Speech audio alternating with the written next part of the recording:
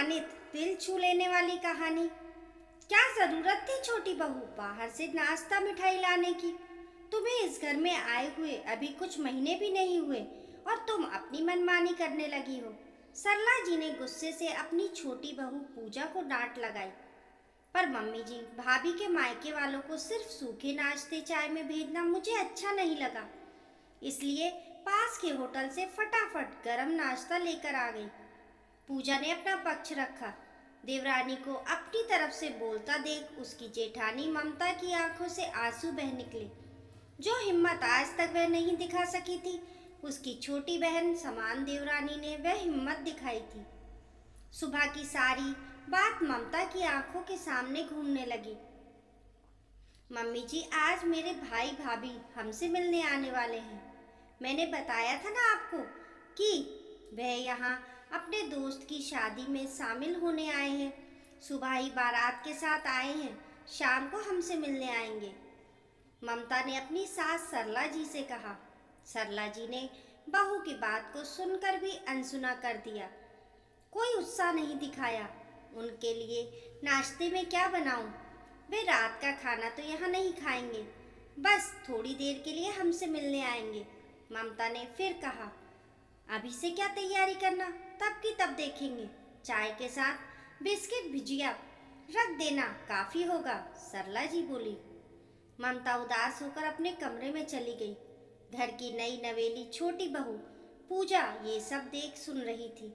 ठीक शाम 5 बजे ममता के भाई भाभी उसके घर आते हैं। आइए भैया भाभी, मैं कब से आप लोगों का इंतजार कर रही थी। ममता ने प्यार और सम्मान के साथ अपने भाई भाभी को बैठाया। मम्मी जी उठिए, ममता भाभी के भाई भाभी आ गए हैं, आपके बारे में पूछ रहे हैं। छोटी बहू पूजा सरला जी के कमरे में जाकर बोली, मेरी तबीयत ठीक नहीं लग रही है, सर में दर्द है, मैं बाहर नहीं आ पाऊंगी, सरला जी ने रूखे स्वर में कहा। पर मम्मी जी, अभी तक तो आप बिल्कुल ठीक थी, अच्छे से खाना खाया, फिर मौसी जी से फोन पर घंटे भर बड़े उत्साह से बात की थी। अचानक से ऐसा क्या हो गया? पूजा ने पूछा। मैंने कहा ना, तबीयत ठीक नहीं लग रही। ज़्यादा वकील बनने की कोशिश ना करो, अब जाओ यहाँ से, मुझे आराम करने दो, सरला जी ने पूजा को कमरे से जाने को कहा। भाभी, मम्मी जी की तबीयत ठीक नहीं है, वे आराम कर रही हैं, पूजा ने ममता से कहा। ममता को बहुत बुरा लगा कि उसकी सास जानबूझकर उसके भाई भाभी का अपमान कर रही हैं। ये पहली बार नहीं था, हमेशा से यही होता आ रहा था। भैया, मेरे ससुर जी और आपके जीजाजी बस थोड़ी देर में ऑफिस से आते ही होंगे, देवर जी को समय लग जाएगा, ससुर जी का ये आखिरी साल है नौकरी का, ममता ने कहा। ममता दीदी, हम मिठाई नमकीन लेकर आए हैं, आपकी सास के हाथ में देना चाह रहे थे, ये आप रख लो, आपकी सास की तबीयत पूछ लेते हैं फिर चलते हैं, ममता की भाभी बोली। हाँ भाभी चलिए, मम्मी जी के कमरे में उनसे मिल लीजिए, नहीं तो वे कहेंगी कि तुम्हारे भाई भाभी हमसे मिले तक नहीं। सब सरला जी के कमरे में जाते हैं। नमस्ते आंटी जी, कैसी तबीयत है अब आपकी? ममता के भैया बोले। अरे आप लोग कब आए? सर में बहुत तेज दर्द है, उठा ही नहीं जा रहा, थोड़ा आराम करूंगी तो बेहतर लगेगा, सरला जी बोली। जी जरूर, आप आराम कीजिए, हम थोड़ी देर बहनोई जी का इंतजार करते हैं फिर चलते हैं, ममता का भाई बोला। तब तक पूजा मेहमानों के लिए पास की दुकान से नाश्ता ले आई। ममता का पति सोनू और ससुर जी ऑफिस से आते ही ससुर जी ने भी बहू के मायके वालों से मिलने में कोई खास रुचि नहीं दिखाई। नमस्ते का जवाब नमस्ते में देकर अपने कमरे में चले गए और सोनू मेहमानों के साथ जरूर बैठा।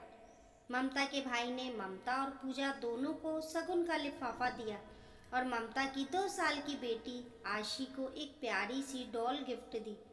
मेहमानों के जाते ही सरला जी भली चंगी होकर कमरे से बाहर आ गई और पूजा को खूब डांट लगाई। आगे से ऐसा दोबारा ना होने पाए, मेरे खिलाफ तो अच्छा हो नहीं होगा, सरला जी ने दोनों बहू को चेतावनी दी।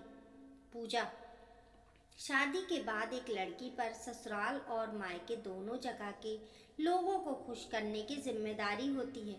ऐसे में अगर ससुराल वाले मायके के लोगों को पसंद ना करें, उनकी इज्जत ना करें, तो चीज़ बहुत मुश्किल हो जाती है। ममता ने दुखी स्वर में कहा, भाभी, मायके वालों की इज्जत रखना भी हमारे हाथ में होता है। हमें इस विषय में बड़ों से खुलकर बात करनी चाहिए। हमें बताना होगा कि हमारे लिए हमारे मायके वाले कितने महत्वपूर्ण हैं। हम उनकी बेइज्जती बर्दाश्त नहीं कर सकते। और भाभी, मेरी और आपके देवर जी की शादी में आपके मायके से आपके भाई भाभी नहीं आए थे क्या? मैंने उन्हें पहली बार देखा है, इसलिए पूछ रही हूँ, पूजा ने कहा। अब क्या बताऊँ पूजा, मेरे मायके से कोई नहीं आ पाया। कारण था ससुराल वाले। तुम्हारी शादी में यहाँ से बारात तुम्हारे मायके जाने वाली थी। दो दो बस बुक की थी बारात के लिए।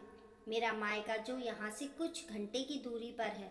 ससुराल वाले चाहते तो मेरे मायके वालों को यहाँ बुला लेते बारात में चलने के लिए, हम साथ साथ चलते, पर उन्होंने ऐसा नहीं किया। मेरे मायके वालों को लेने बस उनके घर तक भी नहीं पहुँची। उनसे कह दिया कि रात को 2 बजे वह भी ठंड के समय हाईवे पर पहुँच जाए। उनके पास काफ़ी सारा सामान था। मेरी भाभी 6 महीने की प्रेग्नेंट थी।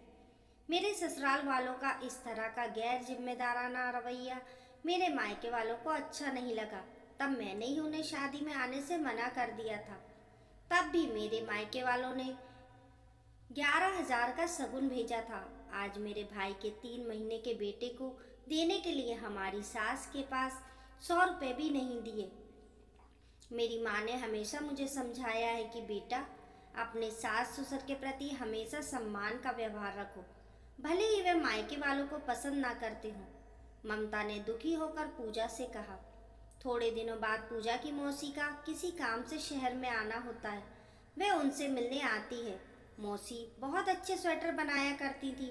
अपने हाथ से बने स्वेटर वे अपने खास रिश्तेदारों को उपहार करती थी। पूजा, ये तुम्हारे लिए स्वेटर है, ज़रा पहन कर तो बताओ कैसा लग रहा है, मौसी ने उत्साहित होते हुए कहा। मौसी, स्वेटर की डिज़ाइन तो बहुत ही सुंदर है, कलर कॉम्बिनेशन भी कमाल का है, मुझे बहुत पसंद आया, मैं इसे ज़रूर पहनूंगी, पूजा ने खुश होते हुए कहा। पूजा की मौसी ने 500 रुपये ममता की बेटी को शगुन में दिए। ये क्या मौसी जी, आपने तो हमारी बहू को एकदम देहाती बना दिया। आजकल कौन हाथ से बने स्वेटर पहनता है, सरला जी रंग में भंग डालते हुए कहा। मौसी जी का मुंह छोटा हो गया। उन्होंने पूजा से कहा, बेटा, स्वेटर पसंद नहीं आई हो तो वापस दे दो। समधन जी सही कह रही हैं, आजकल कौन पहनता है हाथ के बने स्वेटर। नहीं मौसी, स्वेटर तो सचमुच बहुत सुंदर और अच्छी क्वालिटी की ऊन से बना हुआ है, मैं ज़रूर पहनूंगी, पूजा ने कहा। मौसी जी ने तुरंत वहाँ से विदा ली। तब पूजा ने ममता से कहा, भाभी, हमारे मायके वाले तो साल में 1-2 बार आते हैं, वह भी कुछ घंटे के लिए, सिर्फ हमसे मिलने या शगुन देने पर। हमारे ससुराल की रिश्तेदारी से तो आना जाना लगा ही रहता है। अब आए ऊंट पहाड़ के नीचे, लाठी ऐसी चलेगी कि चोट भी लगेगी पर आवाज़ नहीं होगी, पूजा ने कहा। कुछ दिनों बाद सरला जी के मायके से उनके भाई भाभी का आना होता है। अरे ममता, पूजा, मामा मामी जी आने वाले हैं, गेस्ट रूम तुम अच्छे से तैयार करवा लेना, नाश्ता बाहर से मंगवा लेंगे। दोपहर के खाने में पूरी, 2 तरह की सब्जी, रायता, ढोकला और मीठे में का हलवा बनेगा, और रात के खाने में मेथी मटर मलाई, दाल फ्राई, जीरा राइस और लच्छा पराठा बनेगा। मेरे भाई को पंजाबी खाना बहुत पसंद है, उन लोगों को मॉल घूमने भी ले जाएंगे। तुम दोनों अच्छे से व्यवस्थित रूप से तैयार होकर रहना, देखना उन्हें किसी भी बात की कमी ना होने पाए। और ममता, तुम काम वाली के साथ मिलकर एक्स्ट्रा ब्लैंकेट्स, रजाई, तकिए निकाल लेना, नए तौलिए और नैपकिन भी निकाल देना। सरला जी हाथ नचाते नचाते हुए बोली। दोनों देवरानी जेठानी एक दूसरे को देखकर मुस्कुराने लगी। उसी समय पर सरला जी के भाई भाभी भी आ गए। सोनू ने स्टेशन से ले आया। पूजा ने पैर छूकर उन्हें प्रणाम किया। अरे सरला दीदी, आपकी बड़ी बहू दिखाई नहीं दे रही, सरला जी की भाभी ने पूछा। पूजा, ममता कहाँ है, बाहर क्यों नहीं आई, सरला जी ने गुस्से से कहा। मम्मी जी, भाभी को तेज बुखार है, वे अपने कमरे में आराम कर रही हैं, पूजा ने कहा। अभी तो अच्छी खासी थी, अचानक से क्या हो गया उसे? सरला जी ने धीरे से पूछा। सब ममता के कमरे में जाते हैं। क्या हुआ बहू, तबीयत ठीक नहीं है क्या? मामी जी ने पूछा। जी तेज बुखार है, जरा सा उठने में भी कमजोरी महसूस हो रही है। आराम करूंगी तो ठीक हो जाऊंगी, ममता ने कहा। सब कमरे से बाहर आ जाते हैं। सोनू और उसके पिता ने आज ऑफिस से छुट्टी ले रखी थी। माँ के कहने पर सोनू बाजार से नाश्ता ले आया। अरे पूजा बहू, ये तुम्हारे और ममता के लिए सूट मटेरियल, अब बताओ पसंद आया कि नहीं? माफ कीजिएगा मामी जी, पर मैं इस तरह के सूट नहीं पहनती। रंग भी इसका बहुत भड़कीला है, एकदम देहाती जैसा, पूजा ने हिचकिचाते हुए कहा। क्या बकवास कर रही हो पूजा, इतना अच्छा तो सूट है, तुम्हें पसंद नहीं भी था तो भी उसका दिल रखने के लिए रख लेती। इतने रूखे स्वर में बोलने की क्या जरूरत थी? सरला जी ने पूजा को एक किनारे लाकर धीरे से कहा। पर मम्मी जी, मेरी मौसी के द्वारा लाए गए उपहार पर आपने भी तो ऐसी टिप्पणी की थी, तब उन्हें बुरा लग सकता था, ये आपने नहीं सोचा? इसके बाद सरला जी ने अपने मायके वालों के सामने चुप रहना ही सही समझा। दोपहर के खाने के वक्त सरला जी ने कहा, ये क्या सिर्फ एक सब्जी, मीठा भी नहीं बनाया? तुम्हें तो मेहमानों की खातिरदारी करना भी नहीं आता। मम्मी जी, ममता भाभी के भैया भाभी भी तो मेहमान थे, मेरी मौसी भी मेहमान थी, तब आपने कहाँ की खातिरदारी की थी उनकी? बहू के मुंह से इतनी बड़ी बात सुनकर सरला जी हक्की भक्की रह गईं। वे कुछ कहे बिना वहां से चली गईं। वे आज अपने आप को अपमानित महसूस कर रही थी। रात को आइसक्रीम खाने जाने का प्रोग्राम बना। दोनों बहू ने बहाना बनाते हुए साथ जाने से मना कर दिया। सरला जी के भाई भाभी को उनकी बहू ने जरा भी मान नहीं दिया। सरला जी की गैर मौजूदगी में दोनों बहू ने अपनी इस बर्ताव के लिए मामा मामी से क्षमा मांगी। मामी जी, हमें माफ़ कीजिएगा, हमने मम्मी जी को एहसास दिलाने के लिए गलत व्यवहार किया। जो हमारे मायके वालों का अपमान होता है तो हमें कितना बुरा लगता है। रिश्तेदार तो सभी के बराबर होते हैं, चाहे वे सास के हों या बहू के, पूजा और ममता ने हाथ जोड़कर कहा। उसके बाद ससुराल के 2-3 रिश्तेदार और आए। उनके साथ भी दोनों देवरानी जेठानी ने यही बर्ताव किया। उन्होंने ये दर्शा दिया कि बहू के मायके वालों के साथ भी सम्मानजनक व्यवहार करना ही होगा, तभी बहू से भी सम्मान पा सकेंगे। कुछ दिनों बाद ममता अपने मायके गई। वापस आकर ममता ने अपने साथ लेकर आए सारे उपहार अपनी सास को बताए, जो उसे मायके से मिले थे। मम्मी जी, मेरी भाभी ने आपके लिए छोटा सा उपहार भेजा है। सरला जी ने उत्सुकतावश उसे खोला तो देखा उसमें नैतिक शिक्षा की किताबें थीं, जिसमें सास बहू का रिश्ता कैसा होना चाहिए बताया गया था।